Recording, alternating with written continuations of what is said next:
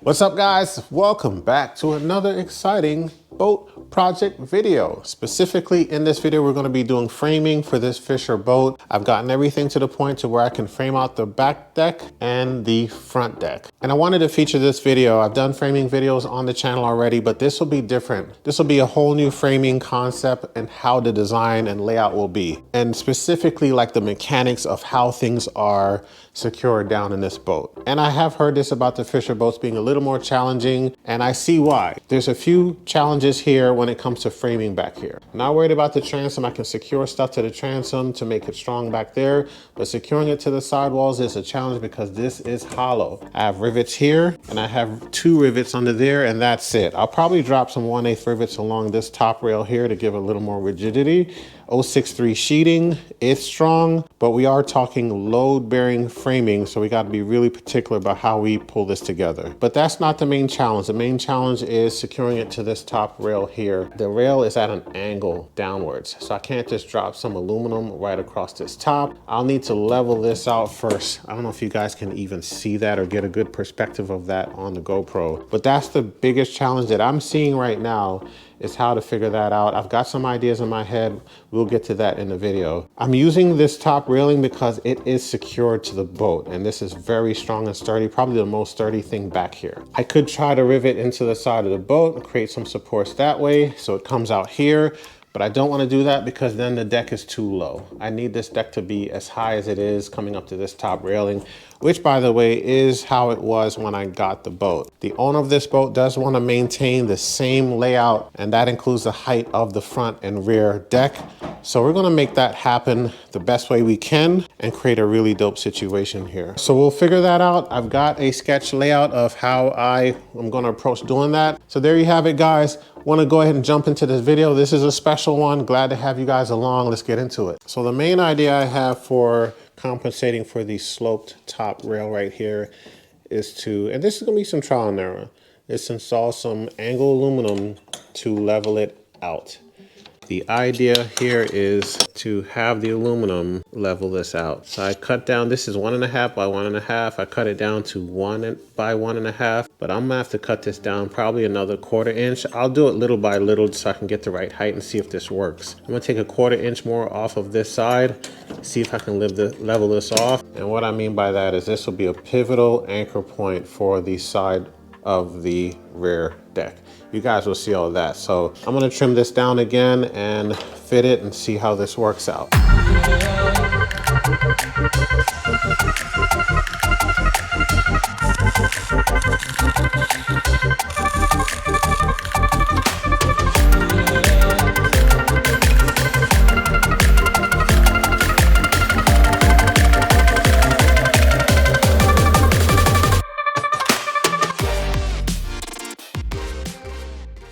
All right, I've got my side tracks in, came out really well. I did not screw it in there. I went ahead and welded it. I figured that'd be the best case scenario to do. But if you don't have a welder, go ahead and drop some stainless steel screws. Make sure they're flat heads and countersink the hole. That way any material you install along this track lays flush, okay? But I went ahead and welded it, and it came out really well, sanded it down already. So at least for nothing else, might not be pretty, but it definitely did bond the 2 pieces of material together. It's in there rock solid. So now I have a complete level surface I can build this rear deck off of. I've been going back and forth in my head whether to frame this out with 1/8 versus 1/16. Initially, I was thinking 1/8 for my own reasons, but after sleeping on it, I'm gonna stick with the original plan of framing it with 1/16. Guys, if you can frame with 1/16, do it every time. It's much lighter, and all you gotta do is add support wherever you need it. So don't be afraid to do that. Just add supports, and by supports, you can add other angle to the framing, or you can support it with aluminum tube. Whatever works best for your situation, just strategically add support wherever you need it, and in the end you'll come out a lot lighter, and the 1/16 is awesome, guys. We're gonna go with 1.5 by 1.5 angle aluminum. Put the first track, will go right across the top here, and then we'll start to build from there. So we're gonna just take this step by step. I'll explain as much as I can of what I'm doing as I'm doing it for you guys watching. Since I have all this all leveled out, I'll take a full measurement across. Then I can use an angle finder to mark the angle of the sidewall and cut the angle to fit snug. Securing it down is now simple, because I left a little top flange on the angle to lay flat to rivet into. So I got the first piece of framing, the main part, which is this top bar going across, just have it temporarily held in place. What I want to do is put in the bottom track down there. And what you want to make sure you have is a complete 90-degree angle, and you mount this bottom track exactly lined up with the top. So I'm just using this speed square to get that lined up there. And I actually have a already cut piece of aluminum that perfectly fit this measurement, the length that I need. So I kind of lucked up there. I didn't even have to cut this piece. So I'm just gonna rest it right up against there. And I'm just gonna mark this side of the angle with a Sharpie, just so that I have backup for where my line is. Just try to get this as perfect as you can. Wow, that's actually pretty good right there. Yep. That gap looks pretty reasonable. So I will mark this side as well. Oops, it shifted. And that's why we're marking it. Put it right up against the line that I had and just marking it, okay?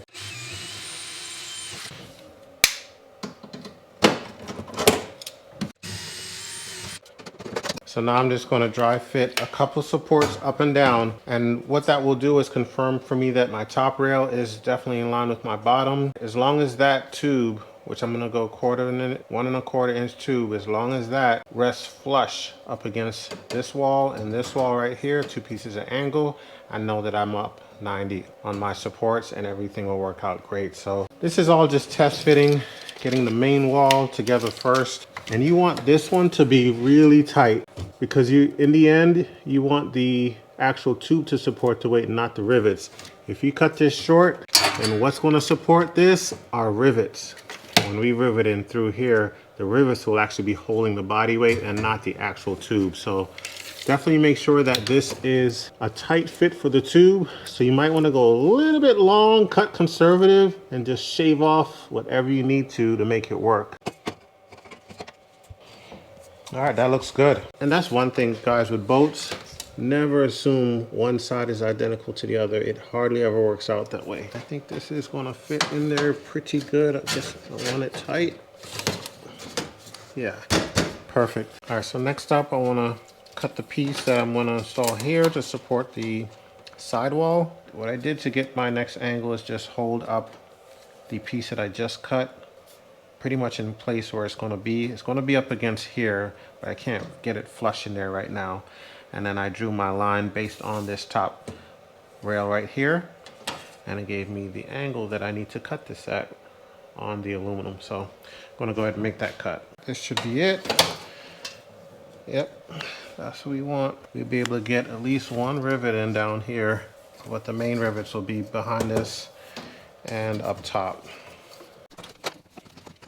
All right, now that I've got my 2 side pieces in there that'll support the front wall, I can move on to the rest of the deck. Initially, I wanted to run another beam going straight across here, but then I realized if I do that, it needs to come so far back, close to the transom, it would just go underneath this end cap here, and I would not have the access to be able to rivet in the tracks right there. So doing a change of plan here, I'm gonna go ahead and mount some angle right along this side here, the 2 sides, and use that as mounting points, because I'll have access from underneath. So I'm solving for that by riveting in some tracks here that I'll be able to build the deck off of. So that's the first thing I'll do, is cut some angle and get them installed in here. I'll need to bend them down so that they are angled enough so that when I lay my decking, it'll be flat, which is the same process I would actually do if I was riveting into the side of the boat. But instead of it being the side of the boat, it's going to be this sidewall. And I'm not worried about the stability of that, because I am going to put some support, some uprights in strategic places right in this area. So 90% of the weight will be supported in the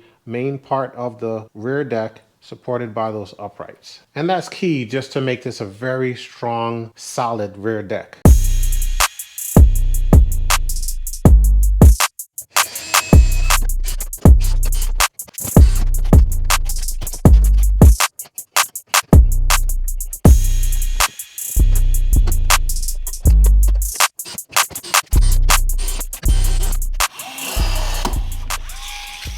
All right, I realized I didn't need the Cleco fasteners for all of them, all the holes I'm drilling. Really just for the first one, just to hold it in place while I get all the remaining ones lined up. So I just did, on this side, I just used a temporary fastener for the first one and then riveted the rest as I went along. This is a really handy tool for bending aluminum angle. I mean, it's priceless. I can bend this stuff completely straight in a matter of seconds compared to like pliers and stuff. Like I used to use plumber's wrench, but this right here is an awesome tool. Literally just hold it right there and bend it down. You can pretty much do each piece. I've got about 4-inch cuts here, 4 to 5 inches. Literally just like that. Boom, boom, boom. Even this last one that's tucked away under here, bend it down just like that. Completely flush. That's ready to go. All right, now I want to mark center because now I need to start framing and completely considering exactly where the hatches will go. So I'm going to find center of the beam that's going straight across. Be nice if I had someone here to hold this, but all good. One side, hold your tape measure down. So it doesn't matter if that moves at this point, you've got your measurement locked in with your thumb. This side's about 53.5. So 53.5 is total length. So half of that is 26.75. All right, that's my halfway mark. This is what I build off of. I'm putting in 14 by 18 hatch lids back here, 2 of them. So I'm gonna make sure that they're equidistant on both sides of this midway point. All right, wow, that is like perfect. Oh my gosh. So by putting the gas tank in here, I can also see where I can put my support for the top track. And then this also ties into where I can put this support, this upright support as well. Because if I lay my tracks this way, this right now would be in the way if I put a track right here. So I'm probably gonna have to slide this one over some. Just things to think about as you're framing this stuff out, which is why it's great to have your gas tank with you. It's great to have your batteries with you. I'm gonna do the exact same thing over there with the batteries because I have them. Just to make sure that wherever I land, it will accommodate the things that will be in this hatch. This is my final adjustment. Let me tell you what I just discovered, and I'm glad I caught it now because it would have been a problem, definitely a problem later. And this is why it's very important to just take your time and get your measurements right. I know it can seem like a really big pain to like spend a lot of time planning and measuring and remeasuring and rethinking and thinking over, but I just saved myself a huge headache. Let me show you. I'm gonna grab my other GoPro and show you what is going on here. So I was playing around with where to have the hatch lid stop. That's this blue line. I played around with a few different scenarios. I thought I had it finalized, and then I looked back there and said, okay, that's going to be a problem. I had it originally, this is the center line. So I'll butt 2 pieces of aluminum together. I had this over here. So how it works is I would run some angled aluminum straight to this back transom. I wouldn't be able to do that because when I look back at the transom actually stops here. It does not go all the way over.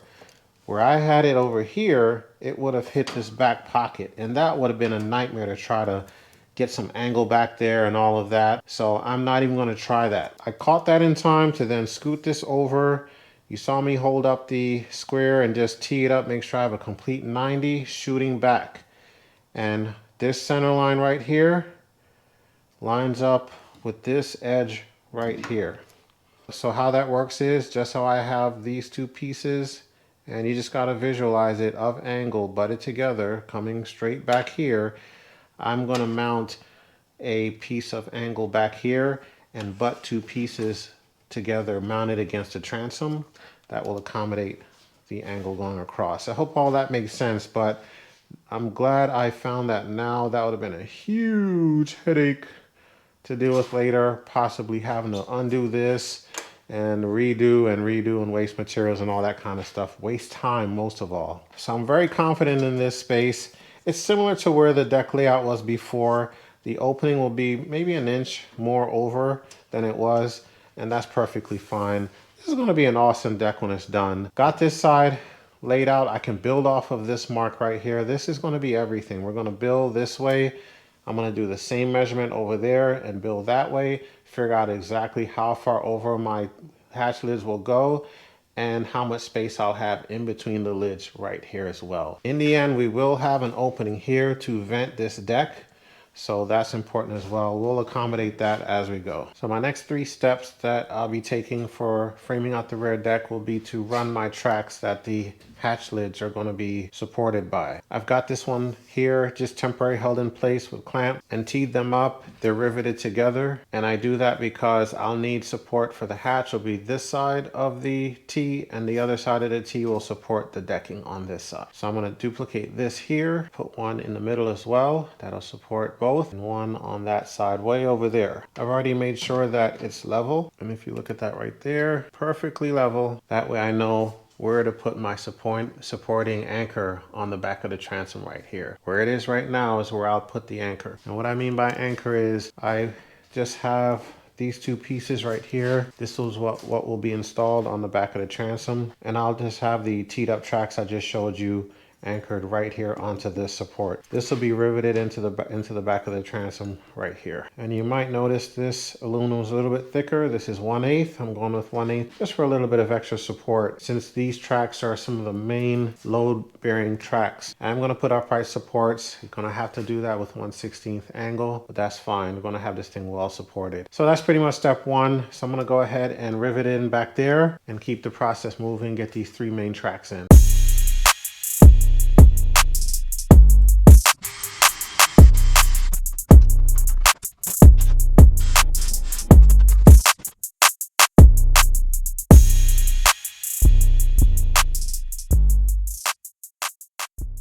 All right, we got our first 2 beams in on the left side of the boat and the right. Before we do our center beam, we need to go ahead and put our cross member across here. Then our center beam will attach to that. But because we're going to lose some working space, we should attach some angle along the back transom on that side and that side as well, because once we put the cross beam in this way, we're going to lose drilling space. So let's go ahead and get those cross beams in first and then get the center one done. Center one will be another teed up piece. Actually have it cut right there.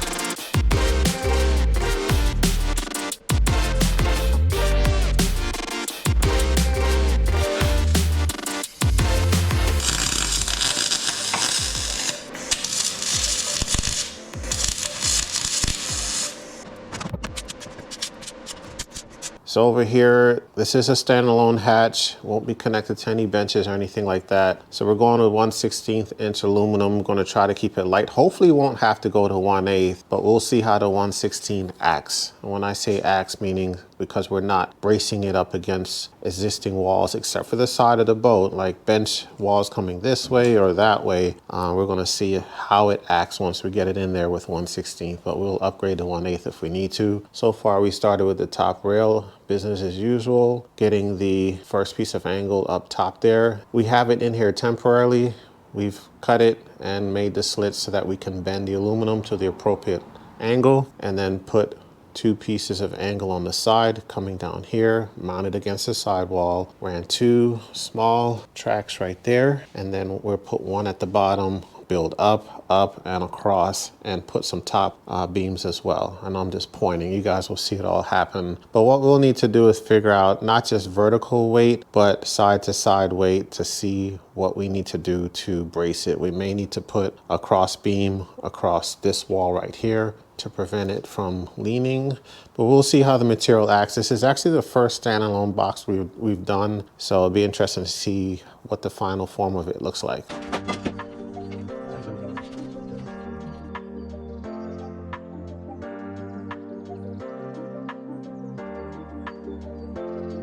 All right, we got this pretty much mocked up to where we want it. Let me walk you through from the other side of the boat. So everything's held in with clamps just to make sure that it works. And what I'm focusing on with this is how the different edges are butting up together with the different pieces of angle, which is very important. One of the things you consider is a flat bar you will install to be able to have flat surfaces to turf. And then you also think way ahead to turfing itself. How is that going to play out based on how you framed it? We do have 90-degree angles. That's something else we checked. So all in all, it's looking good enough to go ahead and remove a lot of these temporary fasteners we have in here and go ahead and rivet this thing in.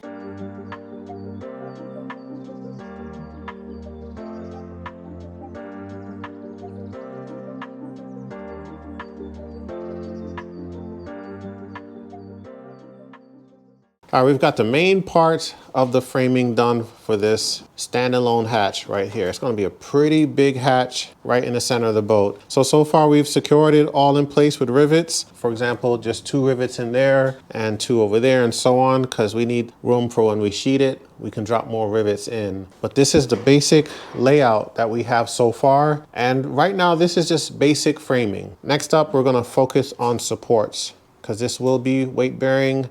And we also need to sturdy it up from left to right. The way it's framed right now, a little bit of wiggle left to right. So we're going to cut some 45-degree tube, put one piece there and put another one right there. That will firm up left to right. Also put a couple of vertical supports in the middle and put a vertical support on the 2 sides. To do that, easy way to do, if you have a miter saw, set it to 45 degrees, make your cut, and we've already cut this one. And just to show you how this is gonna go, literally, it's not gonna be on the outside, just demoing it for you. On the inside of the hatch, it'll go just like that. So it'll be on the inside. Thank you, son. Yep. Just like that. One there, another one over there.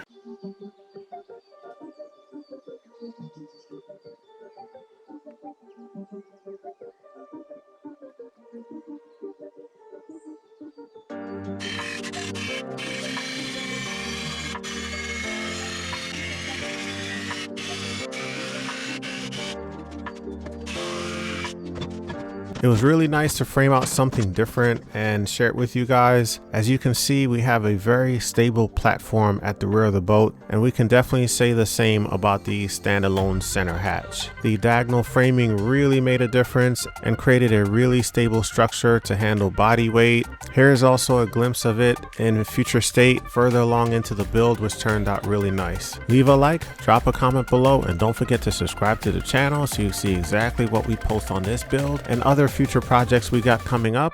We'll see you next time.